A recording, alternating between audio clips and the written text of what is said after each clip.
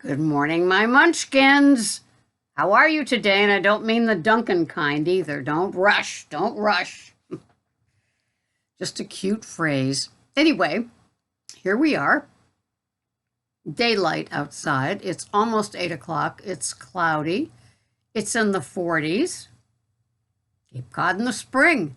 So here we are. What day are we at? Oh, we're at May 6th. All right.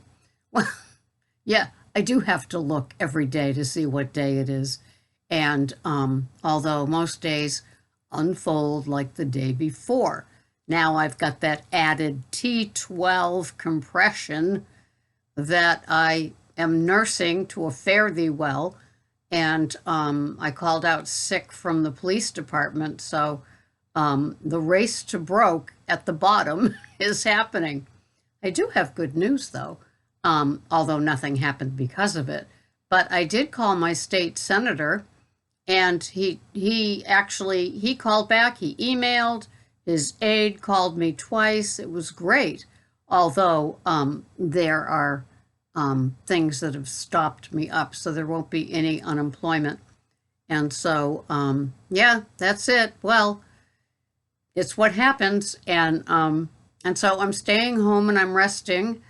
And I have a stronger drug that I can take as needed, which would be every day. Then I'd be a teetotaling addict, right? Coffee totaling addict. So only in emergencies do I have that. And I was only given a 7-day supply because of the state, I guess, rules and stuff like that. But I'm continuing to be carnivore, and that's the important part. That's the important part of this channel and how we do things through the thick and the thin and the pain and the no pain and the money and the no money of it all. Staying true to your program is what matters, because we are not moderators just because there's a stay-at-home order, right? And our stay-at-home order goes now until Monday, May 18th, so it's got 2 more weeks to go. And at that point, most people predict that there'll be more time added on. We seem to be in the thick of things here in Massachusetts with, what is it, splurges, what is it called? Yeah, when things are still going that way and not going that way. So I continue to do my carnivore food plan. I listen to doctors. There's all kinds of differing opinions out there now from the best of the best. So it is very interesting. And, who knows, right? I mean, in 10 years, will we be able to look back and say, yeah, we should have seen that was obvious? Who knows? So I listen to them. I put salt in my coffee. I put salt in my water. I put Celtic salt crystals on my tongue first thing before I have my warmed lemon water.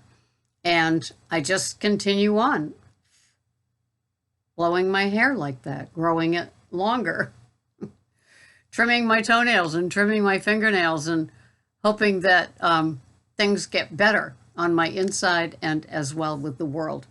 And so, I was commenting to somebody who sent me a link, and I realized that, humor is definitely frowned upon. And when I'm in a grocery store, what I used to do is be cheery and have my sense of humor about me and everything else.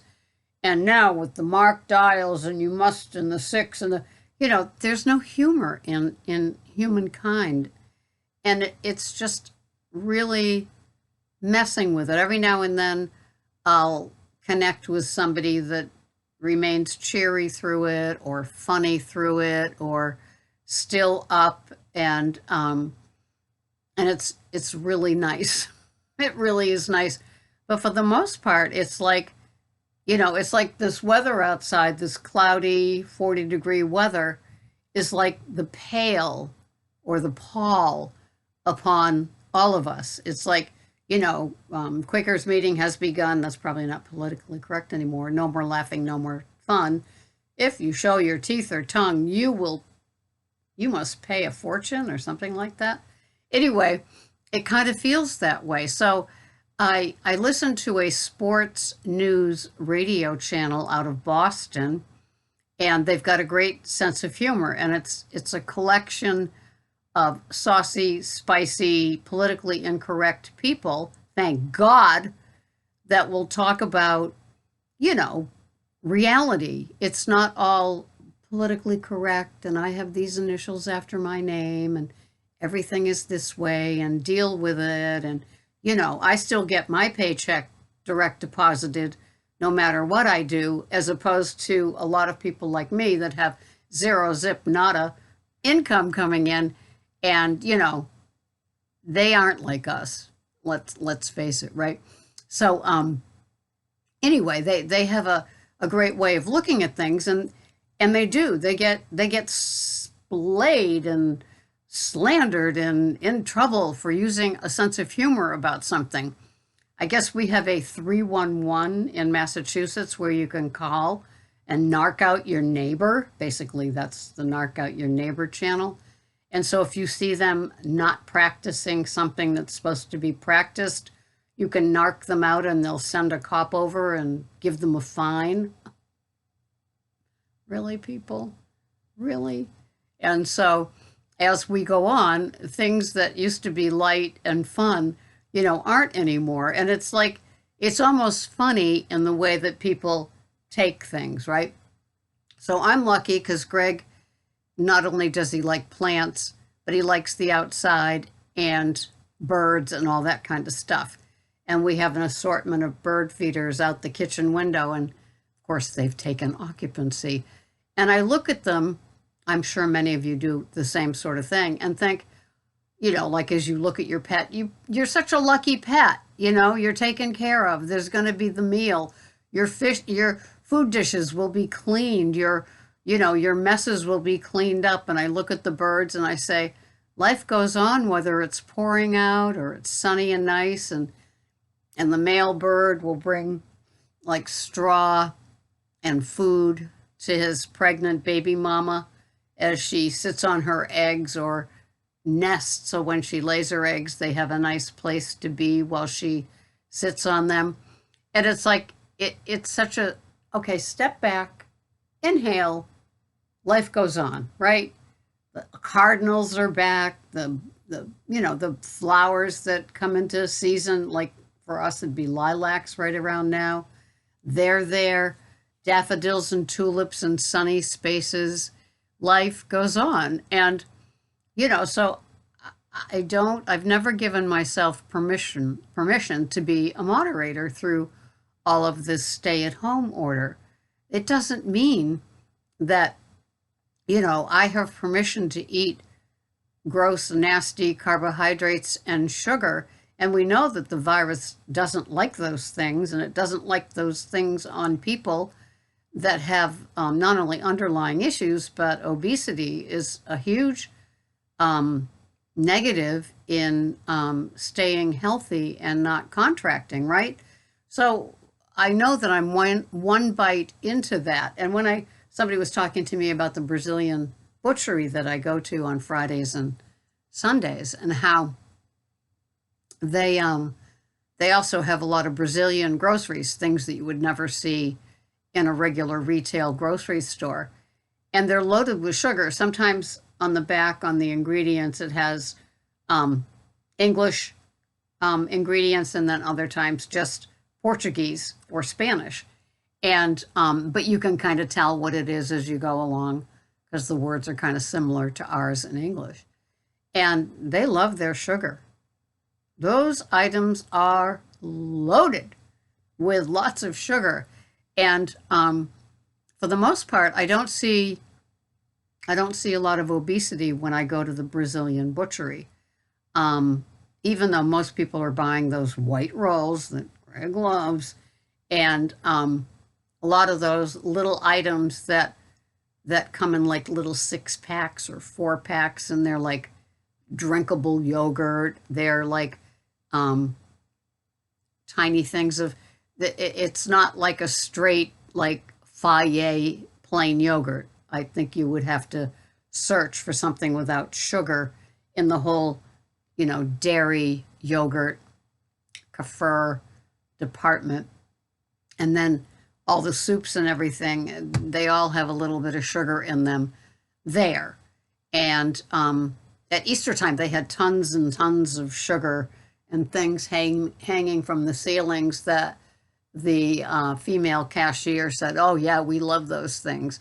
And they're like $16 a pop, and they're these hollow chocolate things. So they have a lot of traditional things like we do, which would be like the Reese's egg, right? Oh, yeah. In our past, of course, because we're not doing that now, right? So anyway, the beat goes on. It's the same, with the getting in line and following the orders and the arrows on the floor and everything else. And I'm going to bathe now. I do my activities of daily living, as we used to say in the group homes that I worked at. And that means I'm bathing, I'm spraying some Chanel on me, and, I'm hobbling off to the Whole Foods. Where am I going? Whole Foods. And somebody here online told me to, in my cocktail of ibuprofen and Tylenol, to switch up and rotate the Tylenol with the Aleve. So I'm going to get some Aleve and just, have some of that. I'm going to do some more research on this T12, and my MRI is scheduled for 3 weeks away. So I'm hoping that in 2 weeks and 5 days from now, I will be well enough healed to not need that MRI with the $275 copay. Like I said, the race to the bottom. And it is humorous, right? Because it's like, all I wanted to do was walk, do my job at the police department, do my Uber and Lyft, and be a happy camper in the summer on Cape Cod, because everybody that travels here is happy, right? And it's just kind of funny how God has set up humbling roadblocks, and I pay attention to them. I am compliant. Somebody was saying, oh yeah, a guy on the radio station was saying, I'm compliant. If they say I can't do this, like he has a second home in Maine that he scoots up to get away from Boston, and they've sent out letters to second homeowners, don't come. And a lot of towns that they take the water meters off of second homeowners, that means they have a different address, right, to send the tax bill, and so they can't come and stay in their homes, their second homes, because the town has their water meters held hostage. Crazy, isn't it? Even though these people are paying taxes year round for their little camps and shacks and whatever, the town holds the water meters so they can't use them. And I know the island people, Martha's Vineyard in Nantucket, they're begging second homeowners to not come out there, because if a little wave of the virus went along, the hospitals would be just totally underwater. They aren't built to handle anything like that. So it's a whole new world. Who knows what the new normal will be?